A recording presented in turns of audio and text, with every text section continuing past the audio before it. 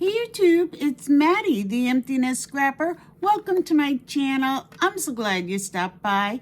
If it's your first time, I hope you enjoy the content. And if you do, please consider subscribing, giving a thumbs up, and leaving me a comment. If you're returning, as always, I'm super glad you came back.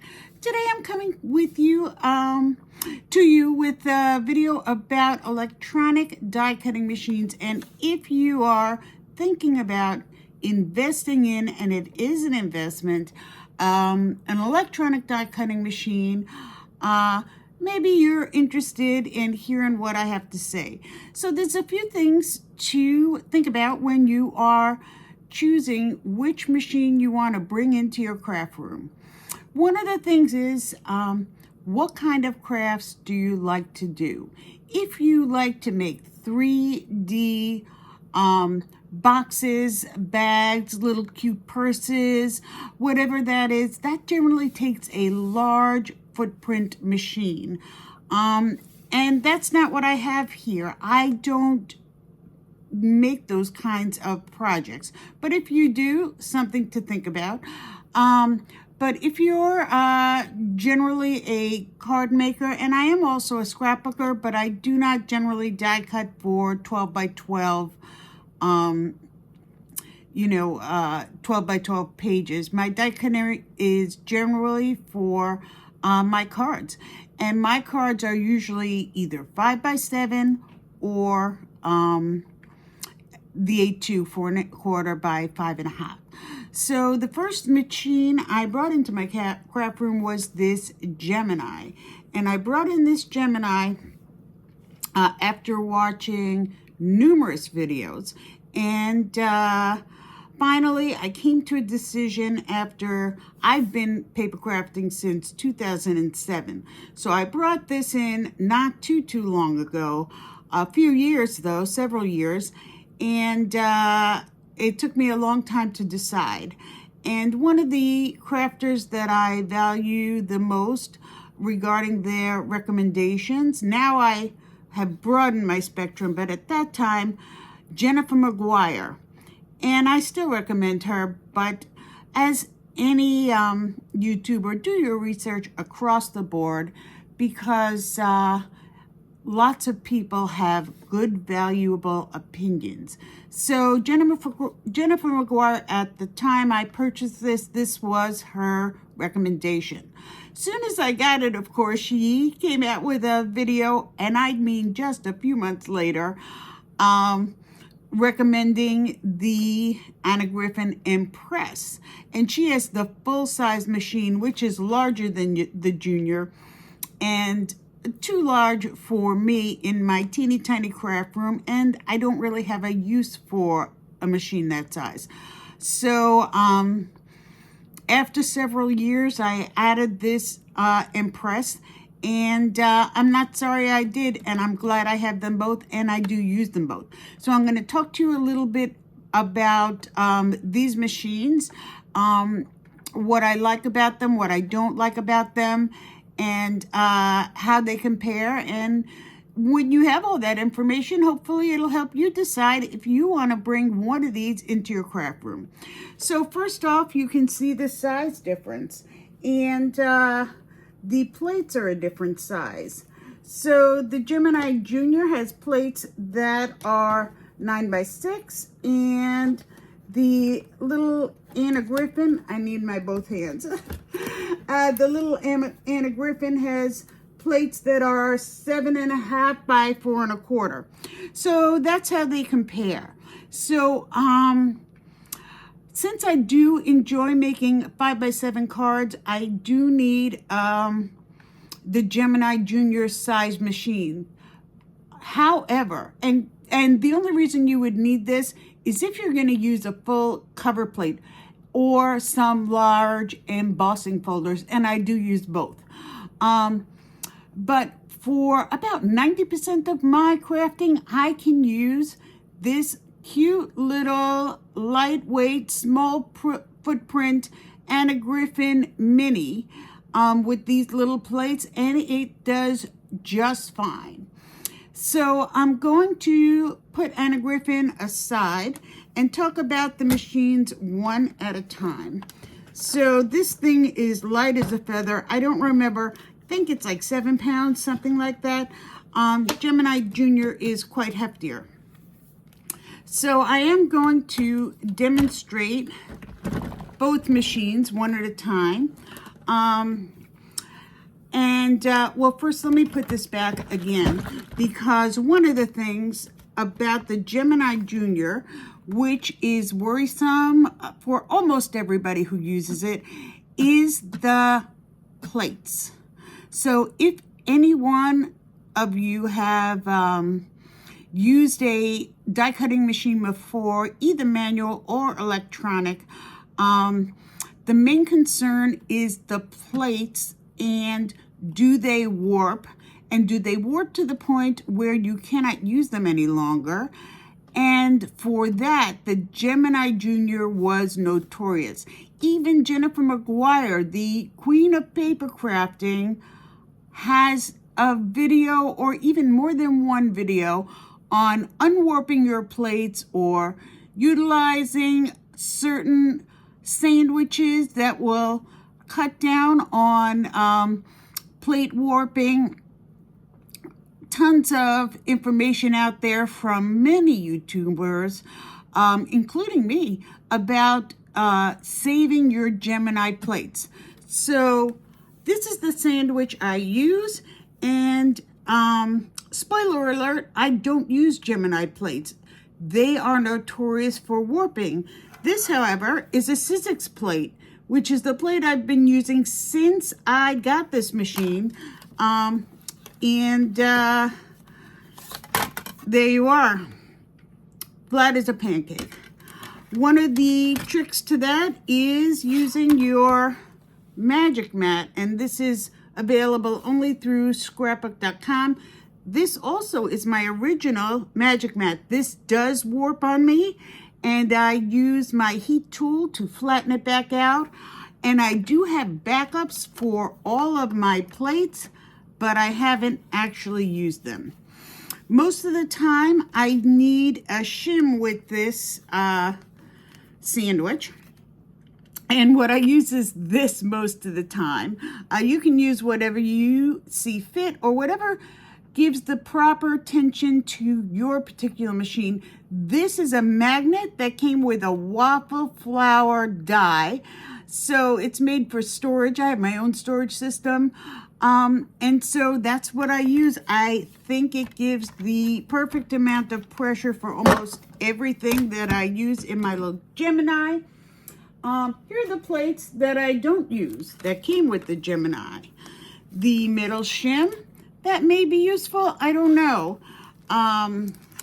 The rubber embossing mat, not sure if that's useful. Leave a comment below if you've used that successfully. The Milky Shim, I've used that from time to time, not super impressed with it. And this is their magnetic plate, and I do believe people have complained about it left, right, and center. So use those as you see fit. This is my sandwich. Here I'm gonna pull a piece of cardstock, and this is 100-pound cardstock. I believe it's hammer mill, but either way, it's 100-pound, and this is just a little snowflake die.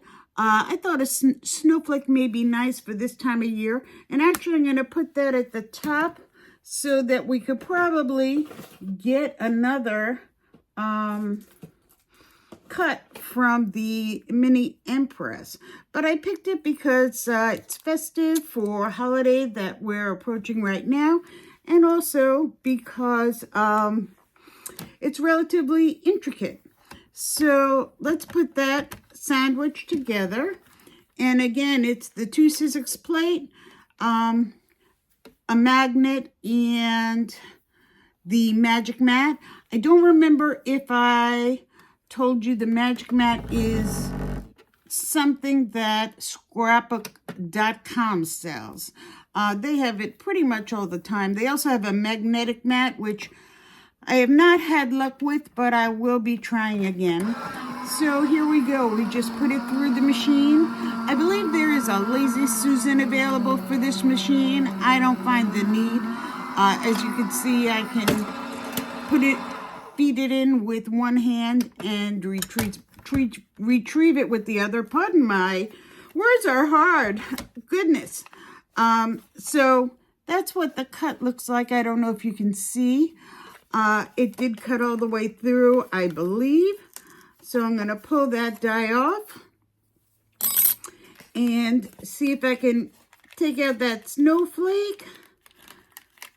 And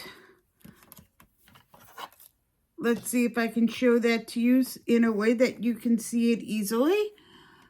So there it is. It cut out completely. Going to grab out the little centers. But either way, it die cut beautifully. So there it is completed. And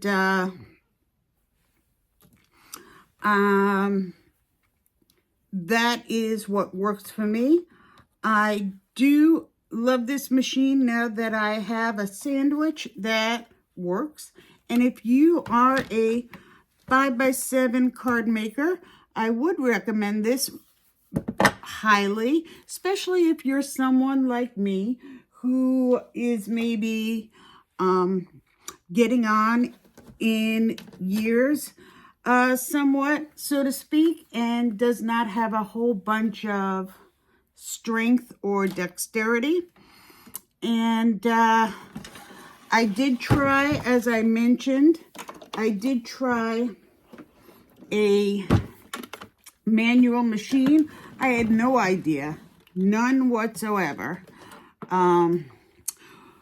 what was involved in using a manual machine. I had only had electronic machines up until that point.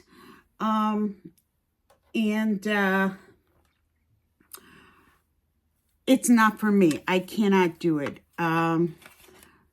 But luckily, I do have something that I can use easily and works perfectly. Two machines, actually, that I can use easily and I'm happy with. And that's what I'm sharing with you today.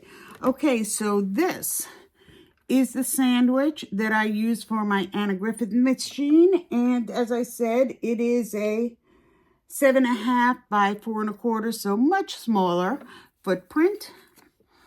I use Anna's plate. I use the magnetic mat.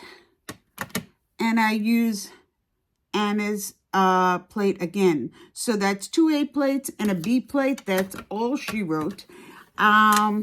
It does come with an embossing, I don't know, foamy plate, a metal shim, and I've used that once or twice. It did kind of warp a bit, but and these shims I use from time to time if needed, and I make those myself out of Dollar Tree cutting mats. I've made them for the Gemini also when needed. But let's see about this snowflake. So snowflake down. Now here, no need for tape. I love that. So here you go. Magnetic plate. Super, super strong. I can't remember if I need the shim. It is 100 pounds cardstock. Let's put in a shim. I did use the shim in the Gemini, so let's see how that rolls. Actually, I'm going to put the shim under the magnet, and then we'll rock and roll and see how it goes. But the main thing is, and I'll show you because I forgot to show you beforehand, that you turn this on. This one you have to feed. It doesn't just eat it up like the Gemini. So you have to feed and push run. So They both have a little bit of noise. People talk about the noise, doesn't bother me. People talk about the speed, doesn't bother me. What bothers me is if the die cuts or doesn't cut. So this one did not necessarily cut as strong. I might have done better with the metal shim. And that's my bad. I don't remember necessarily what the proper sandwich is, although, you know, mostly came out. I think there's just a hair here that didn't cut. If you're using heavier card stock, actually everything did pretty much come out. Let's take out those innards and I'll let you see.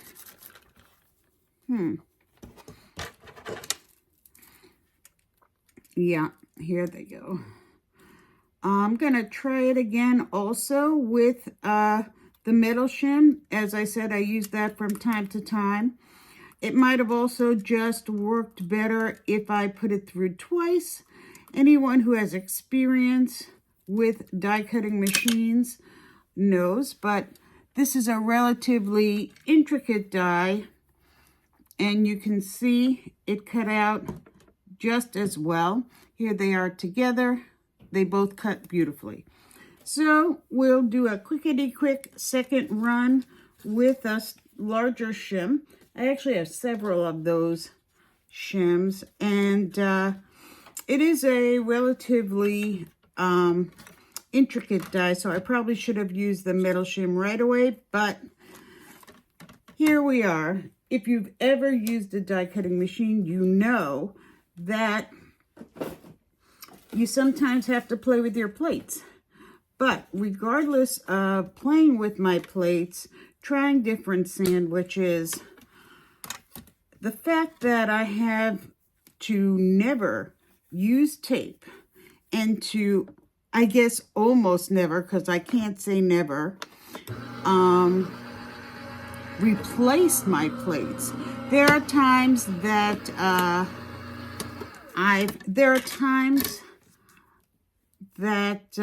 I've cut into my plates, which I really did. This didn't even cut as well as the other. Let's add a couple more shims and see if that helps. So, as I said, playing with your plates to make the proper pressure to get it through is something you learn over time with your particular machine. Obviously, I didn't practice. I just came to it. So I hope that's not too bothersome to you. But the key is, let's see, and out she comes. So there it is. That is the sandwich of the day for this intricate die. So most of the time I don't use dies this intricate. I'm generally using word dies with a shadow at times. But there you are. For me, the key is, regardless of the sandwich, the fact that this plate that comes with this machine doesn't warp. This metal, these are from Dollar Tree. I add them in. You add in paper or whatever you like. This only warps a hair, but as you can see, it's useful. And this is how warpy this has become. The main problem with this is that it gets flat and stretched out. And that's why I have to start playing with more shims, because when it was chunkier, it cut differently. But it's usable. It holds the die. I love this machine to pieces. If it was a tad bigger, I would buy another one in a heartbeat. If it was the Gemini Junior size, absolutely buy another one in a heartbeat. But I would recommend both machines. The key is to find which sandwich works best for you. I can't rave enough about these plates. Yes, I had to put in shims. Yes, I had to practice with shims. However, I do not have to continually, or I have not even ever yet replaced any of these shims. And I have a full set of shims standing by that I saw last year for $27. Grabbed that up and super glad I did, because now they're all of a sudden like $50. And then I picked up one of these for like $7 and a pair of these for $12. I've got 2 backups. I'm super happy with that. So anyway, I hope that this was somehow at least a little bit useful for you. If you are deciding, I hope it helps you decide. And if you choose one of these and you're happy with it, please message me and let me know. I'm super happy with them, but to each their own. If you have a better suggestion, I'd love to hear about that too. If you enjoyed this, please leave me a like, a comment, and don't forget to subscribe. Have a great day, and until next time, bye-bye, YouTube.